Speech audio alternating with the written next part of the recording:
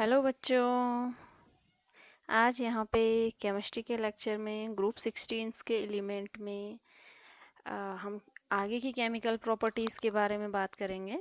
ठीक है, तो ग्रुप 16 के जो केमिकल प्रॉपर्टीज़ मैंने बताई थी उसमें मैंने पहले जो लेक्चर बताया था इससे पहले उसमें हाइड्राइड्स और हैलाइड्स की बात करी थी। ठीक है, आज हम बात करेंगे कि जो ग्रुप 16 के एलिमेंट हैं वो ऑक्साइड्स का भी निर्माण करते हैं। ठीक है, और आगे फिर उसके अलावा जो ऑक्सो हैं उनके लिए, और फिर इसके बाद नेक्स्ट जो ऑक्सीजन है या आप उसको डाई ऑक्सीजन बोल लेते हो उसकी बात करेंगे। ठीक है, तो चलिए स्टार्ट करते हैं।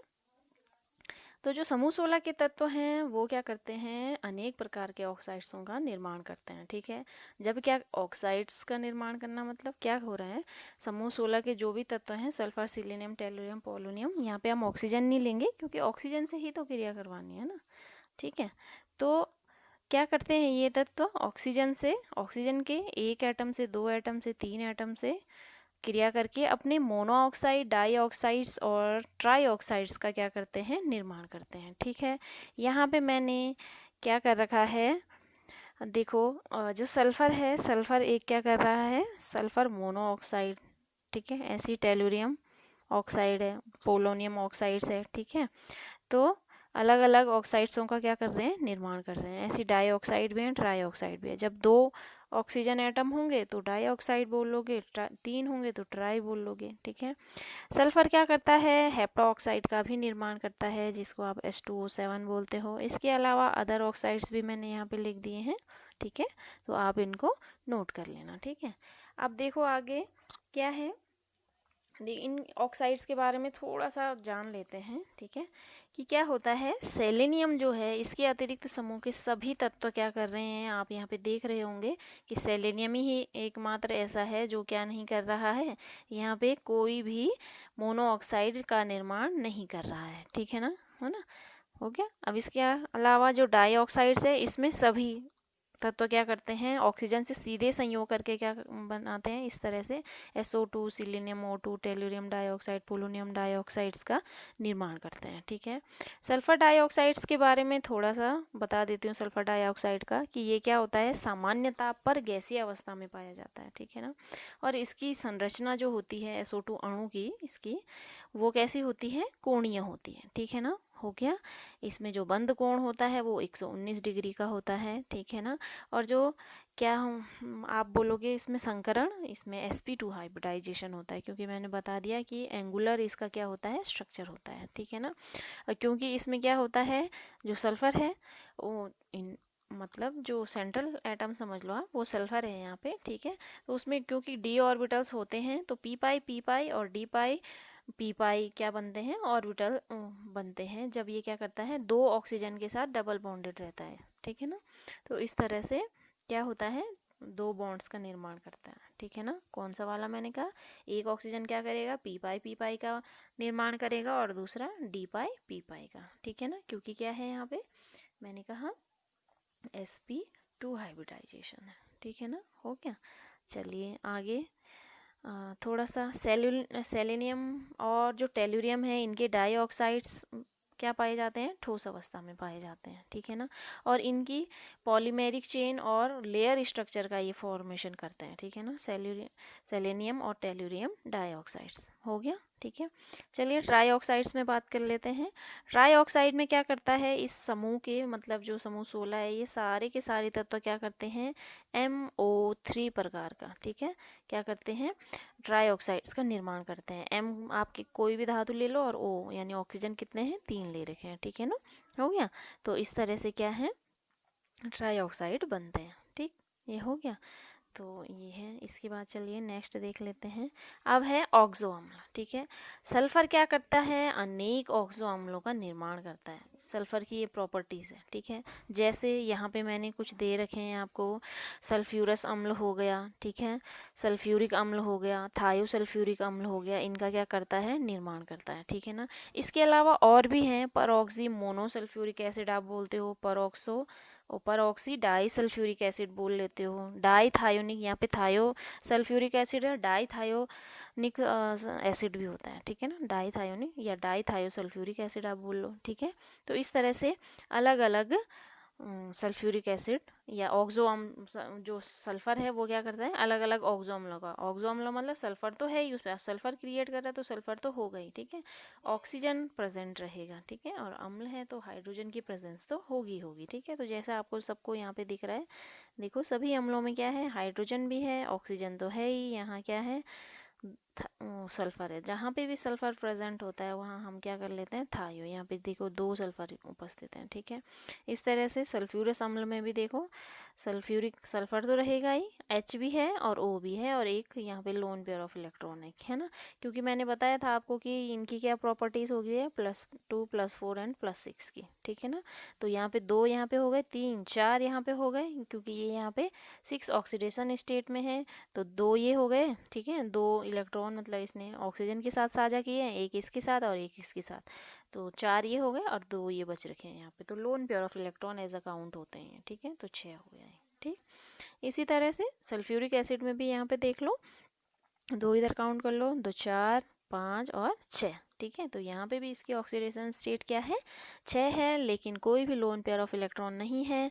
ये मैंने आपको 11 में पढ़ाया था कि जो ये डार्क बॉन्ड आपको दिख रहा है, ब्लैक बॉन्ड, ये क्या होता है, तल के ऊपर होता है। अगर सल्फर को मैं एक पेपर पे ले लूँ तो OH क्या है, इस तरह से तल के ऊपर है, यानी पेपर के ऊपर है, और ये जो डॉटेड OH दिख रहा है आपको, ये क्या है, तल के नीचे है, और ये क्या है, दोनों प्लेन में है, ठीक है, इस तरह से प्लेन में हो जाएंगे, है ना। तो इसको इतना डरने की ज़रूरत नहीं है, ठीक है। तो इस तरह से बेटा ये रासायनिक प्रॉपर्टीज़ तो पूरी हो गई किसकी, सल्फर की, ठीक है ना। अब इसके अलावा देखो समूह में सबसे पहला तत्व क्या है, थोड़ा सा यहाँ पे खाली जगह नहीं है, कोई बात नहीं। समूह में सबसे पहला तत्व है ऑक्सीजन, फिर है सल्फर, फिर है सेलेनियम, फिर है टेल्यूरियम, और सबसे लास्ट में है पोलोनियम, ठीक है ना। तो ऑक्सीजन क्या करता है, समूह के अन्य तत्वों से थोड़ा भिन्न गुण प्रदर्शित करता है। इसको आप ऑक्सीजन का एनोमोलस बिहेवियर भी बोलते हो, ठीक है, कि एनोमोलस बिहेवियर ऑफ ऑक्सीजन, ठीक है। तो कौन कौन से गुणों में भिन्न है ऑक्सीजन अन्य तत्वों से, देखो, और इस जो अलग अलग गुण हैं इसके, ठीक है, इसका मेन रीज़न क्या है, इन रीजंस की हम यहाँ पे बात कर लेते हैं, ठीक है। जैसे वहाँ आपने पिछले ग्रुप 15 में देख लिया था, ठीक है ना, तो वैसे ही यहाँ पे भी क्या है, वहाँ पे नाइट्रोजन का अपसामान्य व्यवहार था, यहाँ पे किसका है, ऑक्सीजन का अपसामान्य व्यवहार है, ठीक है। तो reason behind the anomalous behaviour is first that the atomic size, परमाणु आकार क्या है इसका, छोटा है, ठीक है ना। अब परमाणु आकार छोटा होगा तो ये सारी प्रॉपर्टीज़ मैंने आपको पहले बता चुकी हूँ कि छोटे साइज होने के कारण क्या क्या हो सकता है, ठीक है। एक तो क्या हो जाएगा, जो आप क्या बोलते हो, आयनन ऊर्जा बोलते हो, उस पर भी फर्क पड़ेगा पहली, ठीक है। दूसरा, इलेक्ट्रोनेगेटिविटी पे फर्क पड़ेगा, यानी विद्युत ऋणात्मकता पे फर्क पड़ेगा। तीसरा, जो इलेक्ट्रॉन लब्धि एंथैल्पी है उस पे फर्क पड़ेगा, ठीक है। चौथा, उसकी, अब क्योंकि साइज छोटा है, ठीक है, तो उसकी प्रवृत्ति, क्योंकि 2 ही इलेक्ट्रॉन लेस है ना, तो विद्युत ऋणात्मकता यहाँ पे दिख रही है, और 2 इलेक्ट्रॉन कम है तो कहीं से 2 इलेक्ट्रॉन गेन करने की कोशिश करेगा और अपना इलेक्ट्रॉनिक कन्फिग्रेशन 2 8 कर देगा, ठीक है। तो इसके लिए क्या होगा, उसकी ऑक्सीडेशन स्टेट्स भी क्या होंगी, अलग अलग हो जाएंगी समूह के अन्य तत्वों से, ठीक है ना। और एक कैरेक्टर और ये है कि जो मेटेलिक कैरेक्टर होता है इसका, वो भी इसके परमाणु आकार के छोटे होने के कारण क्या होता है, समूह के अन्य तत्वों से भिन्न होता है, ठीक है ना। तो इस तरह से देखो ये रीज़न है, पहला तो हो गया साइज। दूसरा है कि विद्युत ऋणात्मकता क्या है इसकी, बहुत ज़्यादा अधिक है सल्फर, सिलेनियम, टेल्यूरियम और पोलोनियम से, ठीक है ना। तो इन तत्वों से क्या है, इसकी विद्युत ऋणात्मकता अधिक है, जिसके कारण क्या होता है, ये इनसे भिन्न गुण प्रदर्शित करता है कई तरह से, ठीक है ना, है ना, अपने ऑक्साइड्स में भी, या फिर जो अभी पीछे बताती आ रही हूँ मैं कि क्या हो रहा है, मेटेलिक कैरेक्टर क्यों हो रहा है, या इसकी आयनन एंथैल्पी है वो क्यों इनसे भिन्न है, ठीक है, हो गया। इलेक्ट्रॉन गेन एंथैल्पी क्यों अलग है, ठीक। तो ये है। इसके अलावा समूह के सभी तत्व, ठीक है, कौन, ऑक्सीजन को छोड़ के सभी तत्व, सल्फर से लेके पोलोनियम तक सभी तत्व, इनमें क्या होता है, डी कक्षक पाया जाता है, क्या पाया जाता है, डी कक्षक। और जो आप इलेक्ट्रॉनिक कन्फिग्रेशन लिख लो आप किसका, ऑक्सीजन का। ऑक्सीजन का इलेक्ट्रॉनिक कन्फिग्रेशन लिखोगे तो 2 6 कर देते हो, ठीक है। तो आउटर में संयोजी इलेक्ट्रॉन वाले लिख देती हूँ, तो क्या हो जाएगा, आप 2s2 2p क्या कर देते हो, 4 कर देते हो, ठीक है। हो गया इस तरह से। तो देखो 2p तक ही जा रहा है मैक्सिमम, देखो k और l, ठीक है। m यानी नेक्स्ट थर्ड, और थर्ड से ही क्या होता है, जो थर्ड सेल होती है उसी से क्या होता है, डी कक्षक स्टार्ट होता है। तो ऑक्सीजन मात्र एक ऐसा है इस 16वें समूह में जिसमें डी कक्षक नहीं पाया जाता है। सल्फर से डी कक्षक क्या हो जाता है, स्टार्ट हो जाता है, ठीक है। तो इस कारण भी क्या होता है, क्योंकि संयोजी कक्ष में इसके डी कक्षकों की अनुपस्थिति है, इसके कारण भी इसका बिहेव क्या होता है, समूह के अन्य तत्वों से भिन्न होता है, ठीक है ना। हो गया। तो इतना तो हो गया किसके बारे में, जो ये सारे मतलब समूह 16 के तत्व हैं उनके भौतिक और रासायनिक गुणों की बात हो गई, और यहाँ पे ऑक्सीजन का एनामोलस बिहेवियर भी हो गया, ठीक है। अब कभी कभार क्या होता है आपके पास, ये जो नेक्स्ट टॉपिक है डाई ऑक्सीजन का, या आप इसको ऑक्सीजन बोल लो, ये आ जाता है कभी कभार, ठीक है। प्री बोर्ड वगैरह में आ सकता है, हाफ ईयरली में आ सकता है, ठीक है ना। तो इसको इसीलिए मैंने यहाँ पे अटेम्प्ट करवा दिया है। तो चलिए स्टार्ट करते हैं। तो सबसे पहले 1772 में स्वीडन के साइंटिस्ट थे, साइंटिस्ट बोल लो, रसायनज्ञ बोल लो, ठीक है, सीले। उन्होंने क्या किया था, मरकरी के लाल ऑक्साइड, ठीक है, यानी जो भी बोलो आप, मर्क्यूरस ऑक्साइड बोल लो, ठीक है, और जो सोरा होता है यानी जो पोटेशियम नाइट्रेट KNO3 होता है, उसको एक साथ गर्म करके इस गैस को क्या किया था, सर्वप्रथम प्राप्त किया था, ठीक है। और उन्होंने पाया कि ये गैस क्या है, जलने में सहायक है, इसीलिए उन्होंने इसका नाम क्या रख दिया था, अग्निवायु रख दिया था, फायर एयर, ठीक है ना, फायर एयर, ठीक है। उसके बाद फिर प्रिस्टले आए 74 में। इन्होंने क्या किया कि मरकरी के लाल ऑक्साइड पर जो सूर्य की किरणें होती हैं यानी यूवी रेज वगैरह उनमें होती है, तो उनको क्या किया, केंद्रित करके फिर इस गैस को प्राप्त किया, ठीक है।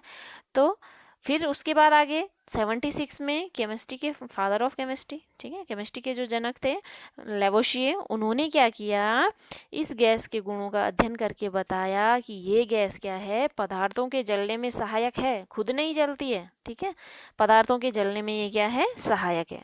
और दहन मतलब जब जल गया है तो उस दहन से बनने वाले जो पदार्थ हैं उनमें क्या पाया जाता है, बोला अम्लीय गुण पाया जाता है, ठीक है ना, या अम्लीय गुण पाया जाता है। तो नाम क्या दे दिया उन्होंने, उसे अम्ल उत्पादक नाम दे दिया, ठीक है। और नाम फिर मतलब अम्ल उत्पादक, और वैसे में नाम क्या दे लिया, ऑक्सीजन, ठीक है, जन मतलब क्रिएटर, ठीक है। तो ऑक्सीजन, ऑक्सीजन नाम दे दिया, ठीक है। अब इसकी अक्रेंस क्या है, आपको पता है कि पृथ्वी पर पाए जाने वाले तत्वों में से ऑक्सीजन की मात्रा सबसे अधिक है, ठीक है ना।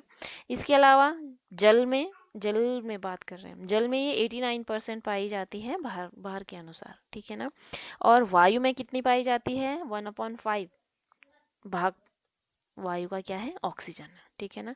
इसके अलावा संयुक्त अवस्था में ये अपने ऑक्साइड्सों, सल्फेटों और कार्बोनेट्स होते हैं उनके रूप में पाई जाती है, ठीक है ना। तो ये तो इसका इंट्रोडक्शन और अकरेंस हो गई। अब इसकी बनाने की विधियां चलते हैं। बनाने की विधि में सबसे पहला है प्रयोगशाला विधि। तो प्रयोगशाला में हम ऑक्सीजन को पोटेशियम क्लोरेट, ठीक है,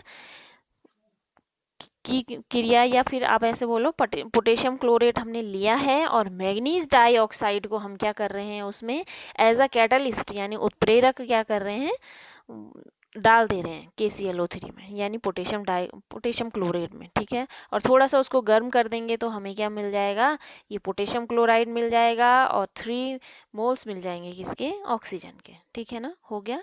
तो आप सीधे क्या लिखोगे कि प्रयोगशाला में ऑक्सीजन गैस हम कैसे प्राप्त करते हैं, पोटेशियम क्लोरेट को जब हम मैग्नीज डाइऑक्साइड यानी एज अ कैटलिस्ट की उपस्थिति में गर्म करते हैं तो हमें ऑक्सीजन प्राप्त हो जाती है, ठीक हो गया। इसका मैंने चित्र नहीं डाला है, आप देख लेना। तो मैग्नीज डाइऑक्साइड और पोटेशियम क्लोरेट का जो अनुपात होता है ये मैं थोड़ा सा इसमें बता देती हूँ कि जो पोटेशियम क्लोरेट होता है इसको हम 4 लेते हैं एज अ रेशियो, और जो मैग्नीज डाइऑक्साइड होता है इसको 1 अमाउंट में लेते हैं, ठीक है। यानी 4 अनुपात अगर वो है तो 1 अनुपात क्या ले लेते हैं, मैग्नीज डाइऑक्साइड लेते हैं, ठीक है ना। हो गया। चलिए इसके अलावा अब और गुण है इस मतलब और बनाने की विधियां हैं इसकी। इनमें मैंने सबको एक साथ लिख दिया है अन्य विधियों में करके, ठीक है। तो पहली है कि धातुओं के ऑक्साइडों को गर्म करके, कोई भी धातु ऑक्साइड्स हैं आप क्या कर लेंगे, उनको गर्म कर लेंगे तो ऑक्सीजन गैस क्या हो जाती है, रिलीज हो जाती है। जैसे यहाँ पे मैंने मरकरी का ऑक्साइड ले लिया है, इसको मैंने थोड़ा सा हीट करा, यहाँ पे हीट का साइन लगा देना, ठीक है। तो क्या हो जाएगा, मरकरी अलग हो जाएगा और ऑक्सीजन क्या हो जाएगी, अलग हो जाएगी, हो गया, ठीक है। नेक्स्ट है थर्ड कि जो सोडियम पेरोक्साइड है, सोडियम पेरोक्साइड पर जब हम ठंडे जल की क्रिया करते हैं तो हमें ऑक्सीजन गैस, और ऑक्सीजन गैस तो मेन है, हमें वही चाहिए, ठीक है। और क्या हो गया यहाँ पे, सोडियम हाइड्रोक्साइड प्राप्त हो गया है, ठीक है ना।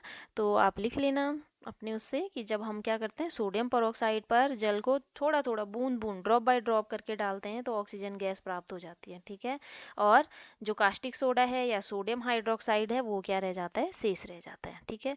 और ये एक ऐसी अभिक्रिया है जिसमें क्या होता है, हमें गर्म करने की भी ज़रूरत नहीं पड़ती है, नो एक्सटर्नल एनर्जी हमें नहीं देनी पड़ती है, मतलब, ठीक है।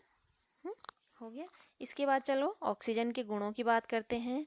ऑक्सीजन के गुणों में पहले थोड़ा इसके भौतिक गुणों की बात कर लेते हैं कि ऑक्सीजन क्या है, रंगहीन, गंधहीन और स्वादहीन पारदर्शक गैस है, ठीक है। नेक्स्ट है इसका कि यह वायु से भी क्या होती है, भारी होती है। ये आप मतलब समझ लो, ठीक है, मैंने लिखाया नहीं है, आप गेन कर लेना। तो ये वायु से भारी होती है। जल में आपको पता है ऑक्सीजन घुली हुई होती है, तो ये जल में क्या है, विलेय है, बहुत ज़्यादा मात्रा में नहीं लेकिन थोड़ी मात्रा में विलेय है। और क्या है, जिस कारण इसको क्या बोलते हैं आप, जैसे जल में जीव इसी ऑक्सीजन की वजह से, जल में घुली हुई ऑक्सीजन की वजह से जिंदा रहते हैं, ठीक है, जलीय जीव। तो वो इस कारण उनका रेस्पिरेशन पूरा हो पाता है, ठीक है ना, जलीय। आपको तो पता है समुद्र, कुछ झीलें हो गई, बड़ी बड़ी झीलें जिनमें बहुत ज़्यादा गहराई होती है, तो वहाँ तो वायुमंडल, आपको पता है जैसे जैसे क्या होता है, हम डाउन टू ऊपर जाते हैं तो क्या होता है, मैंने उसमें विलियन वाले में बताया था आपको कि क्या हो जाता है, ऑक्सीजन की कमी होती जाएगी, ठीक है। ऐसी वायुमंडल क्या होता जाएगा, नीचे आप जब जाओगे समुद्र की गहराई में तो वहाँ बहुत ज़्यादा डेप्थ में जाने पे आपको ऑक्सीजन की अमाउंट कम अगर मिलती है, ठीक है, तो वहाँ क्या है, वाटर में घुली हुई ऑक्सीजन से ही क्या होते हैं, जलीय जीव सांस ले पाते हैं, रेस्पिरेशन कर पाते हैं, ठीक है ना। इसके अलावा क्या होता है, अगर हम कम टेम्परेचर और मोर प्रेशर रखें तो तब क्या होता है, क्योंकि इसका क्वथनांक -183 डिग्री सेंटीग्रेड चला जाता है तो इसका कलर हल्का नीला हो जाता है और ये लिक्विड फॉर्म में रहती है, ठीक है। अब इसके बाद क्या करें, थोड़ी देर बाद अब हम इसका गलनांक देख रहे हैं, गलनांक जब इसका क्या है, -208 डिग्री सेंटीग्रेड तक है, ठीक है, तो तब क्या हो जाती है, ये नीला तो रहेगा लेकिन ठोस में परिवर्तित हो जाए, द्रव मत लिखना ऐसे, ठीक है, ठोस में क्या हो जाती है, परिवर्तित हो जाती है। आ गई बात समझ में। तो ये इसके थोड़े फिजिकल प्रॉपर्टीज़ हैं, आप इनको लिख लेना, ठीक है, या फिर याद कर लेना। में मोस्ट है केमिकल प्रॉपर्टीज़। चलिए केमिकल प्रॉपर्टीज़ में पहला है लिटमस पर प्रभाव। तो आपको बता दूं कि ये गैस ना ही अम्लीय है ना ही क्षारीय है। अब ना अम्लीय है ना क्षारीय है तो लिटमस पेपर पर कैसा प्रभाव डालेगी, कोई प्रभाव नहीं डालेगी। तो लिटमस पेपर के प्रति क्या होती है, उदासीन होती है, ठीक है।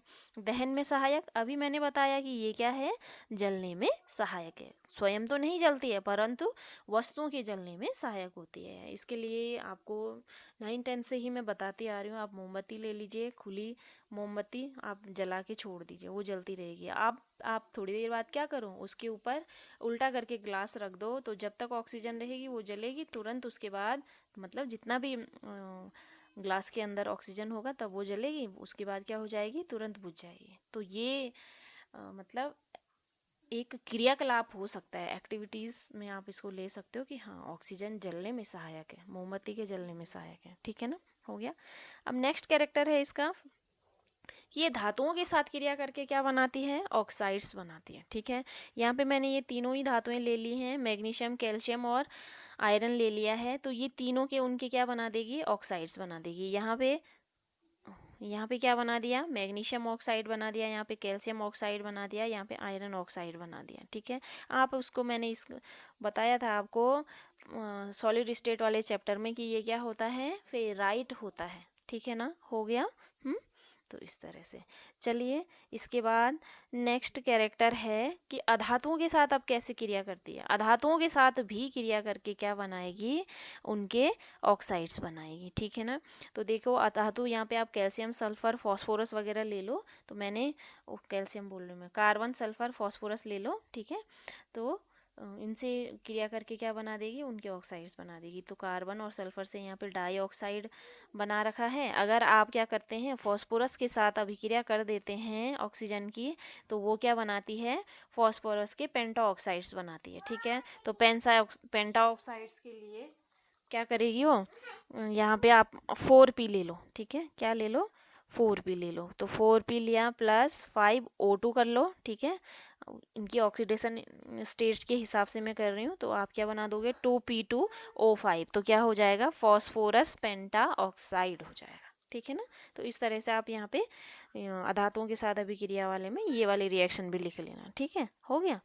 चलिए नेक्स्ट है कि हाइड्रोजन से अभिक्रिया करके क्या बनाती है। तो हाइड्रोजन से अभिक्रिया करके क्या बनाएगी, वाटर बनाएगी। रिएक्शन देख लेते हैं हम।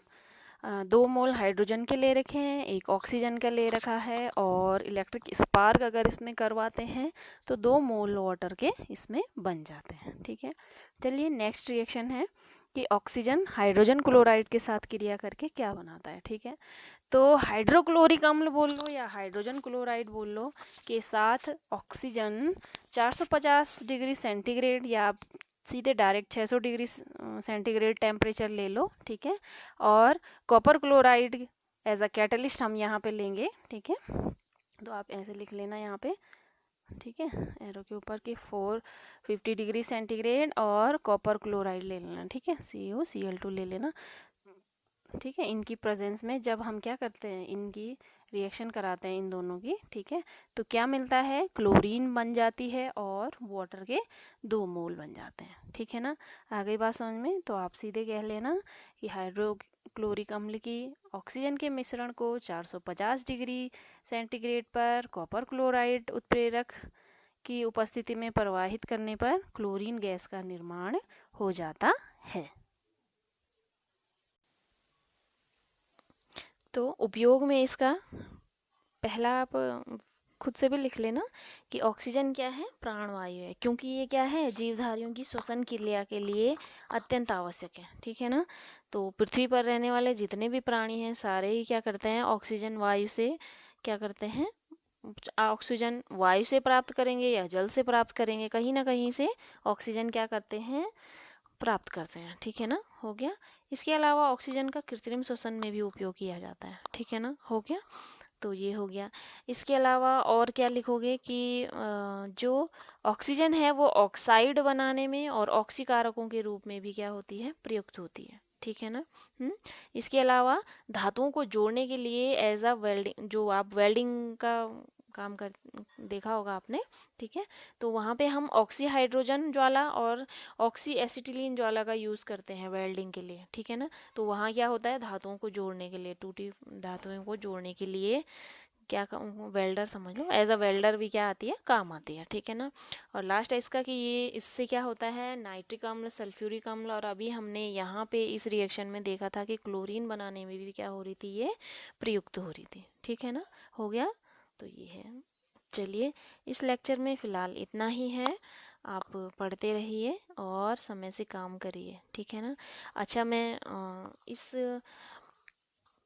लेक्चर से रिलेटेड लिंक भी क्या कर दूंगी, डिस्क्रिप्शन बॉक्स में दे दूंगी, आप वहाँ से भी क्या कर सकते हैं, नोट्स ले सकते हैं, ठीक है ना। PDF को डाउनलोड कर लेना, ठीक है।